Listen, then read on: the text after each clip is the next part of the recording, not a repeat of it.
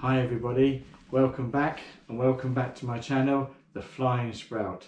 So today's video is going to be about my top 5 tips when planning your meals for a backpacking trip.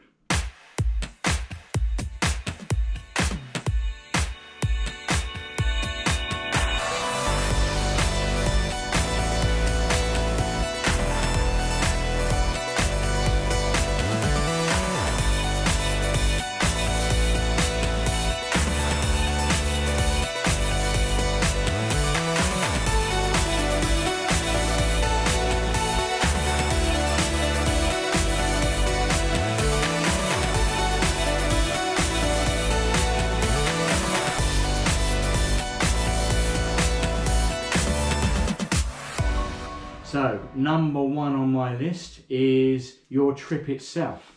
So here, there are a number of long distance hikes here.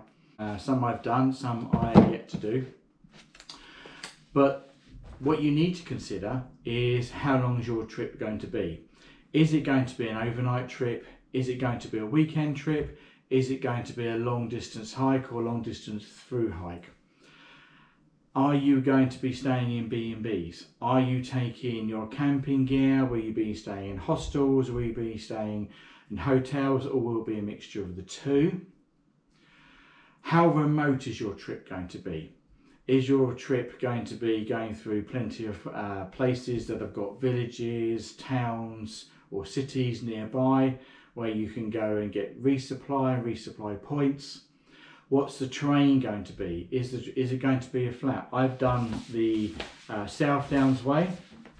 Some of you would have seen that video, and I'll put a link in the description below if you want to watch it. And I've also done the West Highland Way.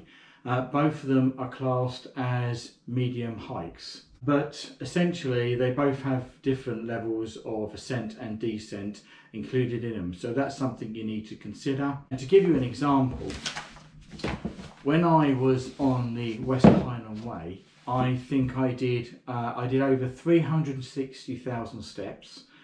I burnt over 40,000 calories, and I was burning somewhere between 5,300 and 6,300 calories per day. So it gives you an idea of how difficult the terrain can be and how much actually substance that you might need to keep yourself fueled when you're on a hike. What I would say is that if you're doing a long distance hike, don't do a long distance hike as a way of losing weight. Yes, hiking does help you to lose weight, helps you keep fit, but if you're actually planning a specific hike, don't use that as a weight loss program. Make sure you've got plenty of food in your bag or access to plenty of food when you do that hike. Tip number 2, what stove system or cooking system are you going to be taking with you? There's a huge selection out there in the market, and I'm not suggesting or advising you on which one you take. You need to decide that for yourself. These are really points that you need to consider. So you've got something like the Jet Ball. It's very fuel efficient, but it's quite big and it's quite bulky. You've got Trendy Burner, where you're using bioethanol fuel or methylated spirits. And you've got to obviously carry the enough fuel to last you for your trip. You've got something like a titanium cook pot, which is my preferred option. A lightweight, this is the Pocket Rocket 2, and a small gas canister. And then you've got the, I've got here the Lixada small wood burner, which obviously the small titanium pot would fit on top. So you need to think about what stove you're going to take, what fuel you're going to take that with you, how much fuel do you need for your trip? Do you need something like a small 100 gram, or do you need something that's a bit bigger, a bit heavier and more bulky? You may think about, what do you need cups, or are you going to use that cup to cook in and to drink out of? Personally, I take the small titanium stove and the bottom of an Nalgene bottle, that fits in there, the gas bottle fits in there, and the stove fits in there, and that's what I use for cooking. I don't bother taking a separate cup, but some people prefer to take a separate cup. You might want to take yourself some utensils, titanium spoon or a small wooden spatula. You may want to take a frying pan maybe, or an even larger pot, so you can cook something that's a bit more substantial for yourself. Okay, and obviously things like, what you're going to use as the ignition source. Are you using a still, or are you going to use a lighter?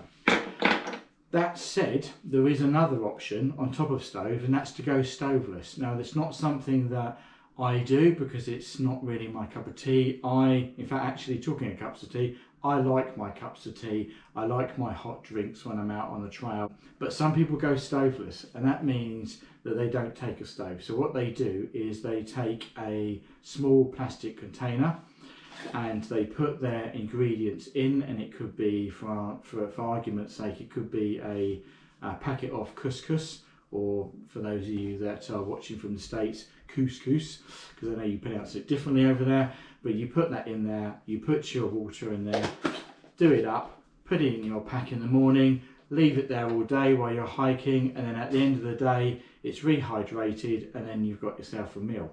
It's much lighter, there's a lot less fuss, but you are eating cold food. Maybe that's great in the summer. If you're in the winter, that may be something you might not want to do. But it is something to consider on whether that's for you or not. But personally, it's not for me. So tip number 3 is your budget. What is your budget? That's a very important consideration for most people that are doing any trip, regardless of whether you're staying in a hostel, or you're camping, or you're in a hotel, or you're staying in B&Bs. But it is something you need to consider about what your budget is and what it is that you're prepared to spend. Are you going to eat in a pub every day, if there are pubs available, or cafes? Are you going to go to local supermarkets and shops and pick up, pre-made sandwiches and pre-prepared meals to make it nice and easy? Are you going to go to a campsite and order a takeaway? I've seen many a person stand at a campsite and order a pizza or a Chinese or a curry to actually come to their tent. Okay, so tip number 4, and probably the most important, is about what type of food are you going to take. Now, just to recap, you've obviously decided what stove you're going to take, and that will help determine what food you might be taking. You know the distance of your hike, you know how remote it is, the terrain it is, the length of time that you're going to be out for, and now you've got all those factors together. It's what food is going to fit around that system. So there are a number of options, and I've got just a few here in front of me. Okay, the first option that I haven't got here in front of me is homemade dehydrated food. So you can buy your own home dehydrator and rehydrate your own food. So I have seen some campers and backpackers before where they've made their own meals at home, hydrated them, put them into Ziploc bags, put them into the freezer. They keep them in the freezer because apparently they stay fresh, and then they bring them out on the trail and rehydrate themselves.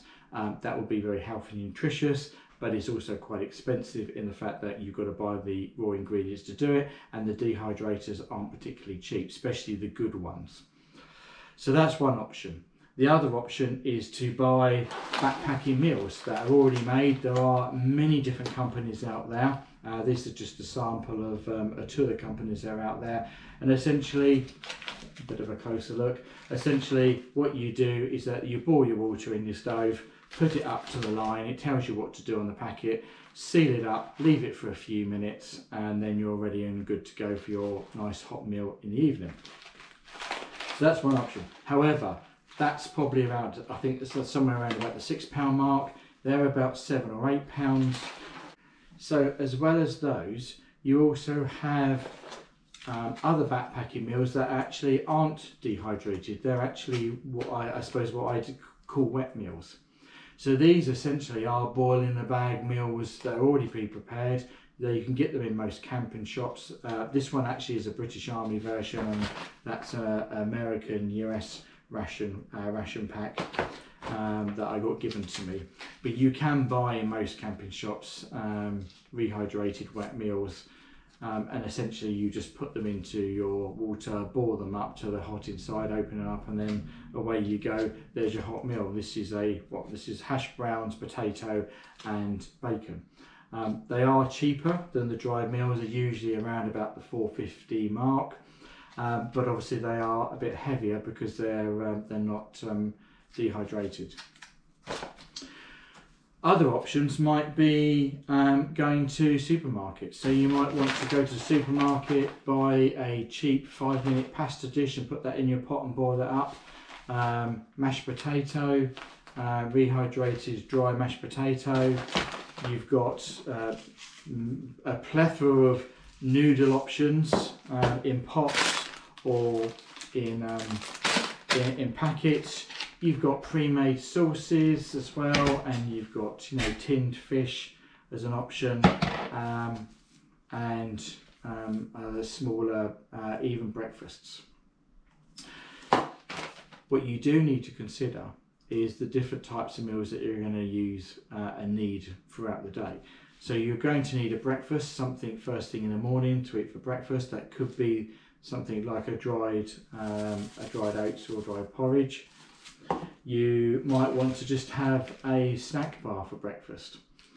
And then you're going to need snack bars throughout the day. So it could be something like a beef jerky, a chocolate bar, Kind bar, flapjacks. You're also going to need something for lunch. Some of you who have seen my videos before know that I favour to use wraps for lunch with tins of tuna and cheese portions as a lunch snack.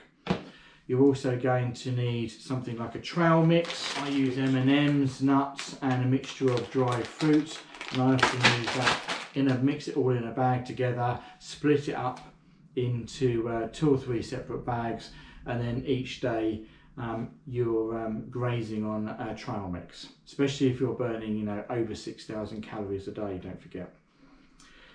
Also, you're going to need to consider what you're going to have for dinner. So this is where your main meals come into play. And then it's about drinks. Are you just going to drink water all day? Do you want coffees? Do you want tea? Do you want to take hot chocolate? Some people take the small concentrated squirty bottles of squash because they get fed up with water. I personally don't get fed up with water. I'm happy to drink water a day, but I do, however, take tea baths because I love my cup of tea first thing in the morning, and occasionally I have a hot chocolate at night, especially if it's a chilly night before I go to bed.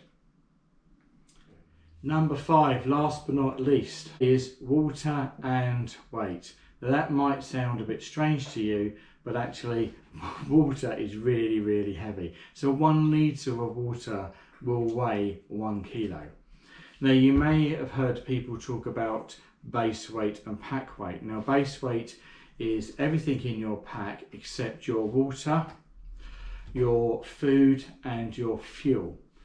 Now when you first weigh your pack, you may think that you've done a pretty good job, but when you've added your fuel, your water and your food, then it can be considerable. I mean, it can be anything up to 5 kilos heavier. So it's something to consider when planning your backpacking meals. On the trail that you are doing, are there plenty of water sources there? Is it going to be easy? Because that may determine what you take. Now, for instance, using one of these, you need to add I think this one is 500 odd mils of water, so it's a half a litre of water to add to that to reconstitute it. And then you may want to have a drink afterwards, so you need to consider about how much water you might need to carry or what meals you might use. If you're going to use something like a wet meal, then actually the wet meal, you can put that into your pot with water, essentially put it in there, boil it up, and then when you finish, take it out. There's your meal, but the water in there you can still keep and use that for a hot drink at night if that's something that you're looking for. So it's really important to think about your water and your weight when you're considering your meals. This is my Osprey Exos 48. It's a 48 litre backpack. I used it on 100 miles of the South Downs Way, and I used it on the 96 miles of the West Highland Way. There are plenty of resupply points on both of those trails. Water was a little bit scarce on the South Downs Way, but there was plenty of water on the West Highland Way, and I managed fine with this pack. I only really carried 2 or 3 days worth of food a maximum at any one time, and that was fine for me. However, if I had to take 7 days worth of food in here because I was on a trip that was particularly remote, then I think this pack would be a bit tight for that. So I may need the 58 rather than the 48. But that has served me well. Love the pack, but it's same again, something to consider, because you've got to get all your clothes and your sleep system and your tent. But you've also got to carry your water in it, and you've got to carry your food. And depending on what your choices are with your food and your cook system and the trail that you're taking may depend on pack size, the weight that you're going to be carrying, and the type of food that you might want to consume. So there's my top 5 tips. Now, I'm not suggesting by any stretch of the imagination that you have to do what I've done or you do what I do. Everybody's is different, but they're things that you know when you're planning your trip, especially if it's your first trip and it's something you haven't done before. Those are the top 5 things that I recommend that you consider before you make your choices on what it is you're going to take with you. I hope you found that useful. If you've got any comments, suggestions, or anything that you do differently, or any advice, it's always good to learn. You never stop learning when it comes to camping, hiking, or backpacking. Put those in the comments below. It's always good to hear from other people and what they do and their experiences. If you've got any questions, then please feel free to ask. Thank you very much for subscribing. If you like what you see, please hit that like button, hit that notification bell, and I shall catch you on the next one. Thank you very much indeed. Have a good day. See you later. Bye-bye. Lights, weights up. Lights, weights up. Weights up. Slightly cheaper than those. Otherwise, that fell off. So